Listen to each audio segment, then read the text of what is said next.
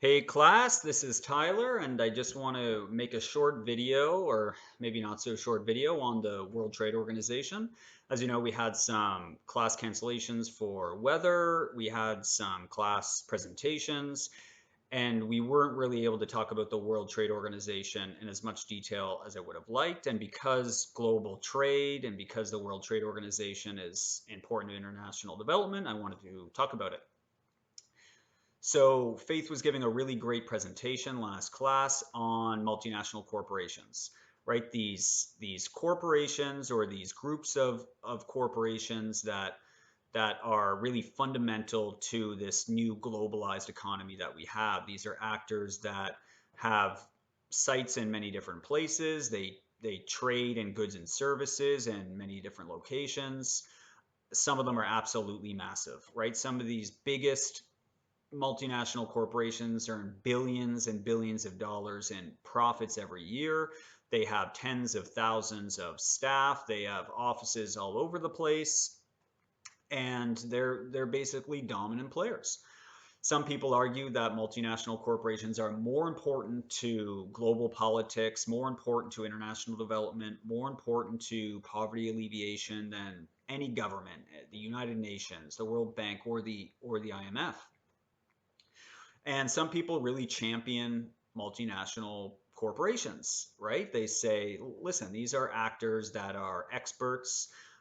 They have large staffs. They have lots of revenues that they can use for investment. When they go somewhere, they have the expertise to make sure things are going to work and they can produce the goods. They will be able to pay people wages. Governments will earn taxes or fees from that economic activity. People get their wages. Consumers around the world get high quality or cheaper goods. And basically it's good for everyone. And Faith, of course, said it's not necessarily good for everyone. There's negative externalities, but in general, we are told by many different people, particularly in international organizations like the World Trade Organization, but also the World Bank, the International Monetary Fund, our governments really trumpet this idea that free trade is good. And it's multinational corporations that are very much the lubricant of international trade. These are the people that are really moving products and services around the globe quite effectively. And this is all part of that terminology we hear about, like globalization, right? Globalization has happened at some point, and now we just have more everything, more communication, more global trade, and so on. But it is important to realize that this didn't happen by accident. We don't just so happen to have multinational corporations all around the world earning billions of dollars by accident. We have multinational corporations because our governments, governments around the world, and these institutions that we talk about in class, actively set up the policy environment for these actors to exist and to work effectively and to earn profits. So, uh, and we talked about in class how this ideology, particularly this kind of neoliberal ideology, is relatively new. It wasn't always apparent to everyone that there should be these things called multinational corporations, and that a company, no matter where you are, should be able to conduct its business wherever they want. This is really a product of a particular ideology, a neoliberal ideology that emerges in the 70s and 80s in institutions like the World Bank and IMF, in governments, within university economic departments. We talked about the Chicago boys, right? 12 or 13 Nobel Prize winners among them, pushing this idea that free trade, free markets, that is the number one way to develop, to decrease poverty, to increase prosperity. And of course, when the IMF steps in the 70s and 80s with these life-saving loans to many dozens of countries that were in crisis, part of the policy prescriptions there was open up your country to foreign direct investment, open up your markets to imports, right? Reduce those barriers to trade. It is good for you. You know, this is what is going to improve your development prospects. So multinational corporations are really in part a byproduct of this ideology of neoliberalism, of these policies that governments around the world have been incrementally implementing to foster more international trade. And we're going to talk about the WTO today, but just to say, and just to go back to the origins of international development, which is the end of World War II, they did not create at that time an organization, an international organization to deal with international trade. In 1944, when they were having their fancy meetings with coffees and pastries, that led to the creation of the Bretton Woods institutions, they only created two institutions. They created the International Monetary Fund, which was that international institution that would basically ensure the smooth functioning of the international monetary system. And they created the International Bank for IBRD, the International Bank for Reconstruction and Development, the IBRD, which would turn into the World Bank. And that was supposed to be the institution that would finance directly these projects and these enterprises that would make a region or country more productive. So they really looked at the books and said, yes, that infrastructure is needed to increase productivity, or that investment in that dam will increase productivity, and so on. They talked about the idea of creating another institution for international trade, but they decided against it, and they decided they would work on that on a later date. And they actually, I think it was 1945 or 1946, within the United Nations, within ECOSOC, the Economic and Social Council of the United Nations, they passed a proposal basically to say, let's create this thing called the International Trade Organization. And that will be the forum through which we basically promote free trade. But what happens is it basically dies. So in 1948 in the United States, there's an election and the Congress is taken over by Republicans. And Truman is basically looking at the political landscape, and he needs to get support from Congress to support the International Trade Organization. And he knows he can't do it, so he doesn't even bother. So it just dies right there. And the world community, who at that time was still devastated by the Second World War, more or less gives up hope. They don't even, without the United States, they don't bother. And what happens is they basically agree to have a collection of meetings, which turns into be the General Agreements on Trade and Tariffs, or GATT, which itself in 1994 becomes the World Trade Organization. But I think the death of the International Trade Organization really does demonstrate how important the United States was to these international institutions, right? Not only the Bretton Woods institutions, but the United Nations. And but also how controversial these were within the United States. So in the 40s, it wasn't obvious to everyone in the United States that these institutions were good for the United States. Now we think, oh, these institutions are controlled by the US, right? They're just tools of the West. They're puppets of the West, or the United States in particular. But there was many people in the United States who said, listen, like, we've had this isolation policy forever, and it's worked very well for us. Look at us. We're rich. We're powerful. Our economy kicks ass. And Europe's devastated. Let's continue the course. Why change? But there were others in the United States who said, we need to foster international peace and prosperity. We need international organizations because we need forums for people to meet and discuss in a peaceful manner for the benefit of all. And it was really, though, international trade, this carrot of international trade, that brought these two camps together, because the United States in 1944 was booming. The economy was booming. And they had the most technologically advanced industries, but they had outgrown their national markets, and they needed foreign markets to continue making profits and to continue doing business. But Europe was in shambles, and we didn't have the markets, of course, in China or India or elsewhere in Africa, Latin America, like we do today. So people in the United States kind of came together around this promise that if we work together we can basically increase global prosperity. And through that, we will have markets to sell our goods and we will also become more prosperous and also more peaceful, right? There's this balance between altruism and self-interest, which is usually always present.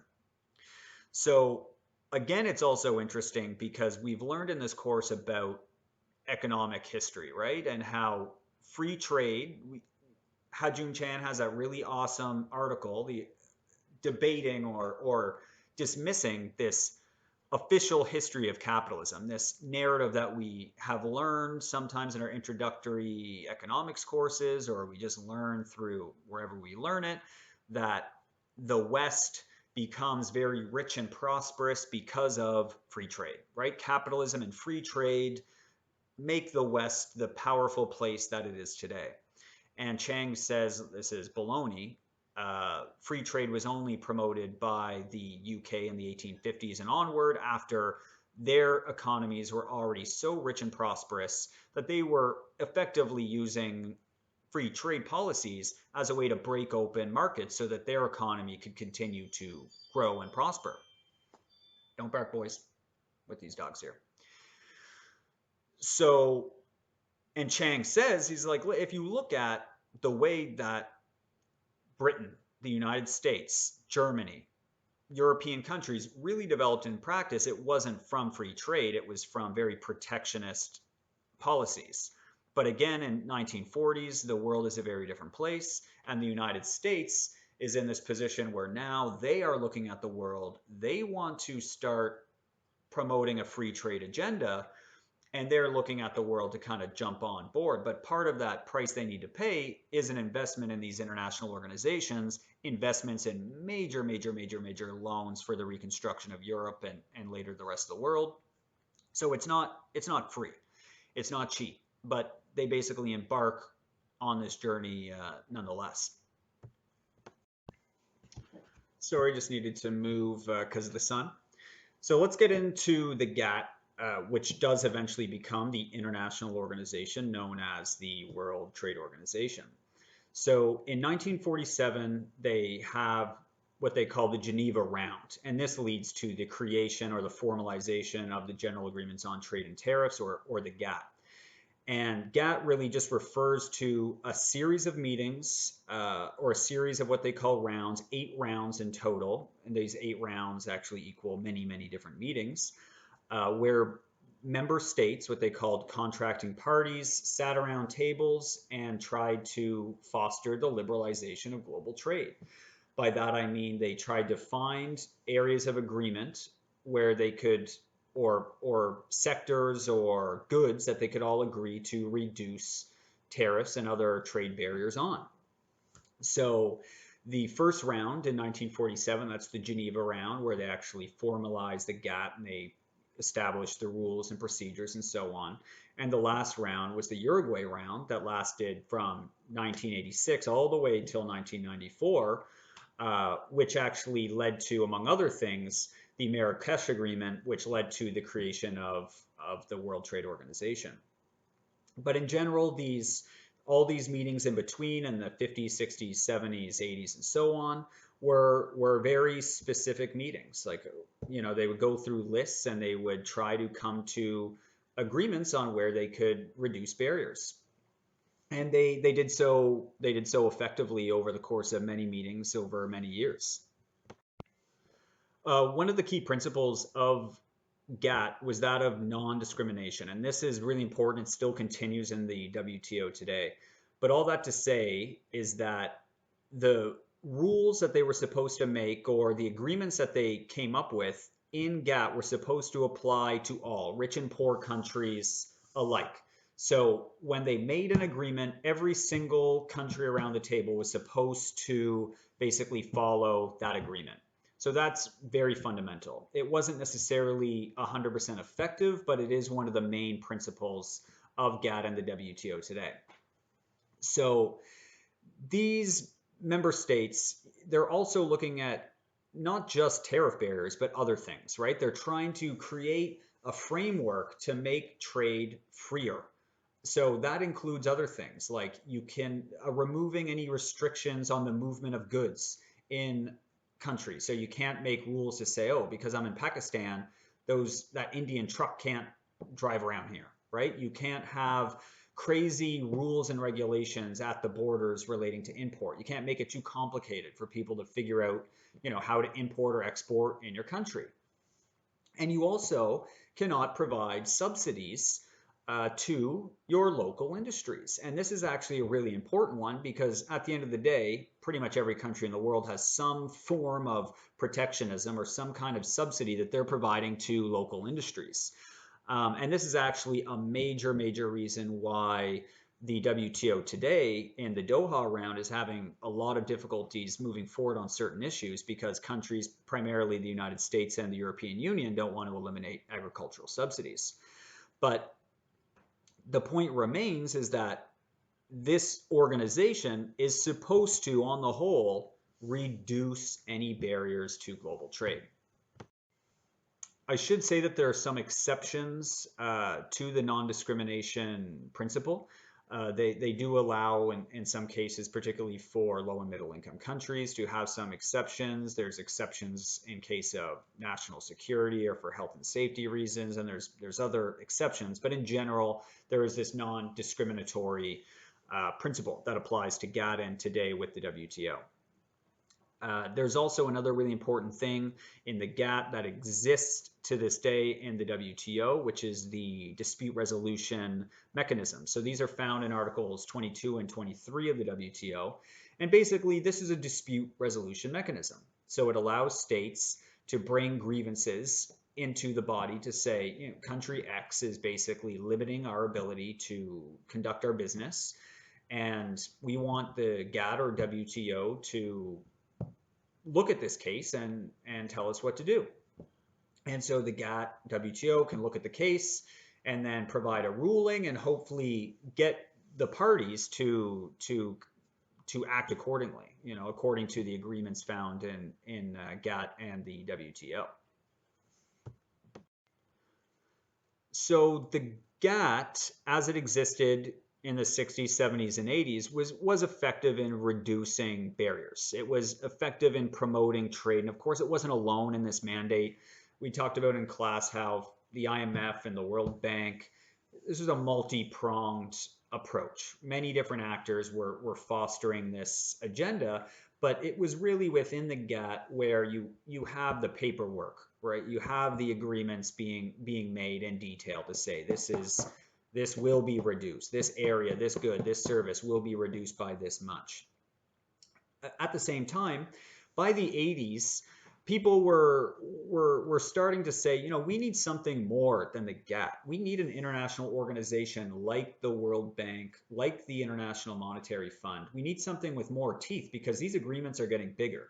These are agreements with thousands of pages, very complex documents. We need something with more teeth. We need more power. We need something to really advance this agenda faster. And so in that Uruguay round between 1986 and 1994, they come out with what is called the Marrakesh Agreement. And this Marrakesh Agreement is that agreement that outlines the structure and the rules, the responsibility, all that kind of stuff, the legal framework for the World Trade Organization. So the Uruguay round leads to the creation of the actual World Trade Organization, which is an international organization. And by the member states signing that, they agree, number one, to be a member of the new WTO, and they agreed to basically accept pretty much all of the trade agreement terms that had been passed through the other 7 rounds of GATT. So the Uruguay round leads to the creation of the WTO that we have today. So the World Trade Organization is created in 94. It comes into force January 1st, 1995, and they located in Geneva, Switzerland. And the goal of the WTO is really the same as the GATT, which is to further this free trade agenda. There's no, maybe we won't have free trade over here. The goal of the organization is to effectively reduce barriers to trade. So it does this by providing a forum for the negotiation of trade agreements and by facilitating the implementation, administration, and oversight of all previous agreements. So the governance structure of the WTO is a little bit different than some of the other structures we've looked at in class, like the IMF, World Bank, and the UN. So the WTO has two main governing bodies. One is the Ministerial Conference, and the other is the General Council. So the Ministerial Conference is really the large main governing body of the WTO. Every member is in there. Is represented in there. This doesn't meet a lot. They meet, I think, at a minimum or every 2 years or something like that. But it oversees a few committees. It appoints the Secretary General for the Secretariat of the organization. But really, the main work of the WTO is done in the General Council, which is the main decision-making body and the policy-making body of the organization. So it too has members from every single state in the organization, but it meets more regularly. It oversees the two big subsidiary bodies in the organization, which is the dispute settlement body, which we talked about. So the body that is really solving the grievances that members have. And the other is the trade policy review body. So this is a group that basically looks at the trade policies and practices of particular member states. So they might look at the policies of Canada and say, yes, Canada's doing well here, bad here, and will provide recommendations that hopefully the government of Canada, according to them, would then implement. The General Council also, it does oversee a couple other specialized councils and committees. So that's what they call them, specialized councils and other committees. And they're more specific. They might look into things like intellectual property rights or, whatever particular goods or services. And those committees and specialized councils can create other subcommittees and so on. And again, just to stress that it's this general council that is doing the majority of the work for the WTO. Another kind of interesting thing about the WTO is that they make decisions basically based on consensus. So again, very different from what we've learned about the UN and particularly the IMF and the World Bank. But this doesn't necessarily mean that everyone agrees with everything the World Trade Organization does. And we're about to talk about the Doha Round and really the fact that they haven't made many agreements at all since the official creation of the WTO. But in general, what they want to happen in this World Trade Organization is that if there are problems or disagreements, that they work together to solve them and to make everyone happy. And again, these agreements are not on one thing. They don't sign an agreement for tissues. They're signing an agreement for 50, 60, 70, whatever, a huge amount of things. So they're really working on things over a long period of time. So we're going to talk about the Doha Round. The Doha Round began in 2001 and it's still going on. So that's 19, 20 years for one round. So this takes quite a long time. But formally, they do have agreements in the organization, or the rules of the organization dictate that it is like a majority decision thing. But in general, they follow this consensus kind of decision making within the organization. So unlike the IMF or World Bank, there's no weighted voting in the WTO. It's every member has one vote. So it's more equitable than the other organizations. But again, they're trying to reach a consensus. And even though we're talking about one member, one vote, you really do need to think about this from the perspective of equity. If you're Canada, we can afford to pay people that spend their whole lives looking into these issues, right? There's probably a handful of people in Geneva or in Canada and Ottawa that are looking at these agreements, that are really turning them over, hiring consultants to find out what can we do, what can't we do, what are the consequences of this action or that action. Because think, these people are trying to make decisions across a range of sectors and policy areas. But imagine you're the country of Guinea. How much can you afford to pay a staff only to look at your trade policies? Can you even hire anyone to be full-time members of the WTO and to advance your interest? The answer is that not all countries are really equally represented in the WTO. Not all countries have the same ability to advance their interests and to look into these interests as much as they would like. Whereas Western countries, richer countries, high middle income countries are much in a much better position to advance their interests in the WTO. One last thing I'll say is that there's 164 members in the WTO right now, so it's most of the countries of the world. But getting in the WTO is not very easy. So to get in, you need to basically sign these terms of ascension. That's what they call it. So to give you an example, China took 14 years to get into the WTO. So part of getting in is really making sure that your policies and your practices are already up to a certain standard. Maybe certain countries kind of want certain things from you. So there's these politics that are kind of at play before you become a member of the WTO.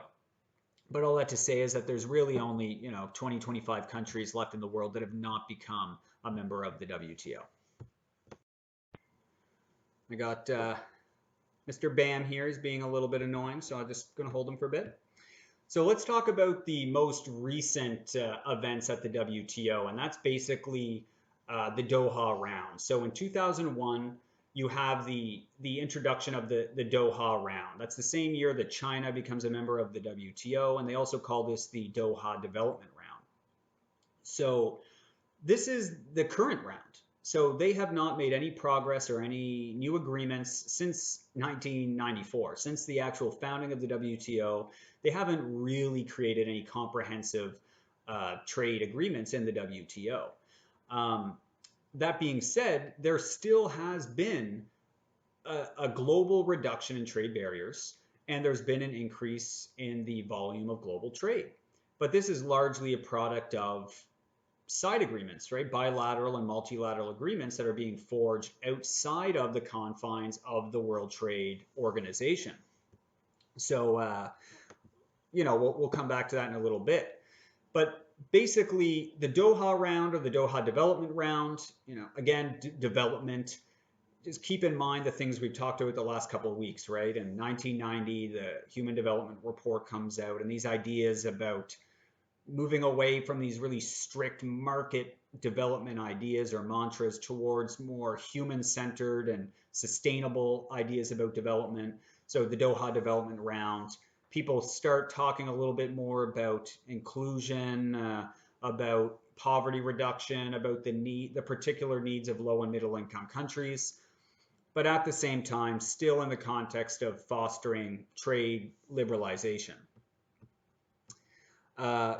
Also, China's in here now. So the WTO is a different organization, just like the IMF and World Bank and all kinds of global institutions have been changed by the rise of new powers, by the creation of this new, to use international relations terminology, this new multipolar system we live in. The ability to find a global leader, someone who can really grab the reins and push decisions through, that's over, at least for the next couple decades. And so now people really need to come to an agreement, and those agreements, I think, are harder to arrive at than ever before. But one thing that's really holding this Doha Round back, so there's been no new agreements since the creation of the WTO. So the Doha Round started in 2001 officially, it's still going on. And really one of the big hiccups is the US and the European Union. They don't want to remove agricultural subsidies. They don't want to open up their agricultural markets to foreign competition. And obviously this is hypocritical because the US in particular is this free trade champion, right? They're this country that has been saying free trade is good for everyone. At the same time, they offer subsidies to their local producers, their local agricultural producers. And that is a barrier to free trade because although you might allow whatever company to sell milk in your country, if you're giving 50 cents a liter for every liter of milk your local farmers make, that's giving them an unfair advantage, right? So under the terms of the WTO, you're not supposed to do that. And since the WTO, they're not just signing one agreement about milk and then moving on to another one. They have these big agreements that include many, many, many, many different goods and services. So holding up something like agriculture is really holding up the whole process and the whole agreement process altogether. But this just shows you, right? Like we learned all about structural adjustment and all these policies that the IMF was really kind of enforcing on these countries that had to take those life-saving loans. And a lot of that involved cutting subsidies, right? Subsidy cutting was one of the policies that was applied in many countries. And the US and the EU are saying, hell no, we're not going to do that. Number one, it's political suicide. We could lose elections. We might even lose jobs. We might even lose market share. We don't want to do that. It's not good for business. So you see the hypocritical nature there, but it's keeping the whole kind of WTO apparatus at a standstill. At the same time, people are still creating agreements, bilateral, multilateral agreements, but they're taking it outside of the WTO, which is seen to be gridlocked. Just looking at my notes. So I think when we're looking at the WTO, I think that this multipolar issue, this idea of like a decentralized global power is definitely a contributing factor to the limited effectiveness of the WTO. But in my personal opinion, you cannot help but realize that people's understandings of economics is also changing. And that is lending itself to ideas that don't necessarily correspond with the belief that free trade is good for everyone. So neoclassical economics, right? This idea of free trade is good for all. It lifts all boats. It increases the size of the pie, and we'll all be able to get a piece. I mean, people are realizing that this isn't true. So if you look at the way the West developed, we talked about that already. They did not develop through free trade. If we look at how the most recent countries, the Asian tigers, right, the Singapores, the South Koreas, and the later the BRICS, like the Indias, the Chinas, they did not develop through free trade. They used very selective trade policies. So they certainly benefited from international trade, but smart trade policies. They protected certain aspects of their economies. They had very targeted social and economic policies. They did all these things. It wasn't just free trade. They had a lot of state involvement in their economies, and it really paid off. And this is essentially what the US did, what Germany did, and what the UK did. And people are realizing this, right? Like if you look at the historical record, it's almost a fact now that whatever the IMF was peddling in the 1980s doesn't work, and whatever, if you look at what the US was doing, what South Korea was doing, that does work. So let's continue doing that. Why are we doing this old thing? So in terms of economic policy, people are realizing that economic growth, whether you're rich or in a poor country, that you need to industrialize, or at least, maybe industrialization isn't the word anymore, but you need to foster the growth of sectors in your economy that are profitable, that provide value-added goods and services. You need a competitive edge. You can't just make bananas. You can't just grow chocolate. You need to basically be involved in those highly profitable aspects of the economy that produce returns, that create profits. And this is how development is going to happen. And again, as we learned in the course, you do not get that. You do not foster local infant industries in your country through free trade. You protect local industry through protectionist policies, right? Even subsidies, investment, all kinds of things you can do to make sure that whatever it is, your manufacturing sector, your cybersecurity sector, if we're looking here in Fredericton, is basically supported, and they have the resources that they need to grow and to compete in the international stage.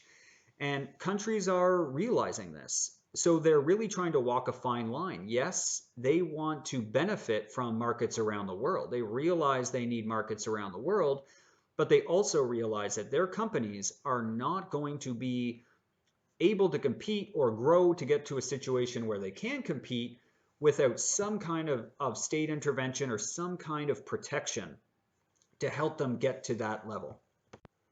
And I think this is really interesting because it's really quite a fundamental change to the ideology of the 70s and 80s, because really people are saying what people like Karl Marx have said for 150 years, that capitalism is not necessarily an economic system that makes things better for everyone. In fact, capitalism, if left to its own, will foster uneven development. You will have the concentration of wealth in certain areas and in certain sectors, and you'll have certain areas that are left out almost completely.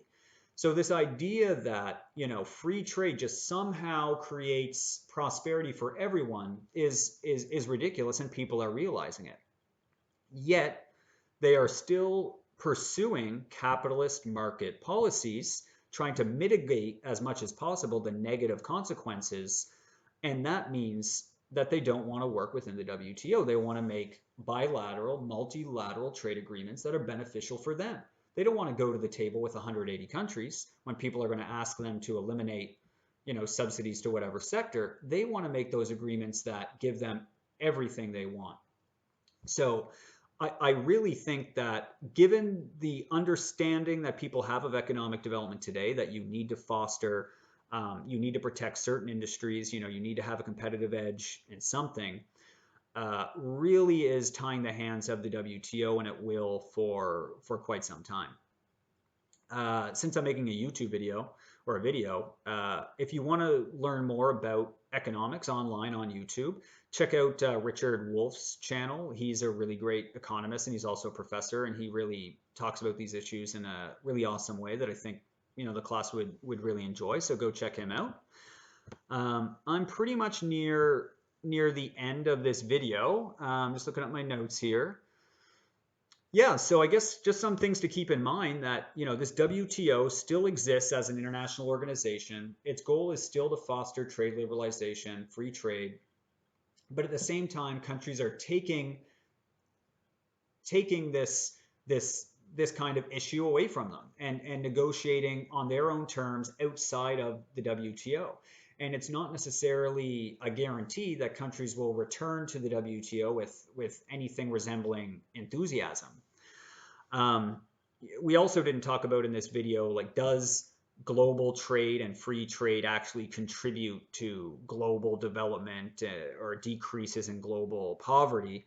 I think my perspective on that. We're going to talk about next week the developmental states. We're going to look at South Korea. We're going to look at China. And, we're going to see that those certainly were not examples of free trade. And those are countries that did a tremendous job decreasing poverty and fostering what we call development. So, you can find stuff online or other papers about that debate about trade and development elsewhere.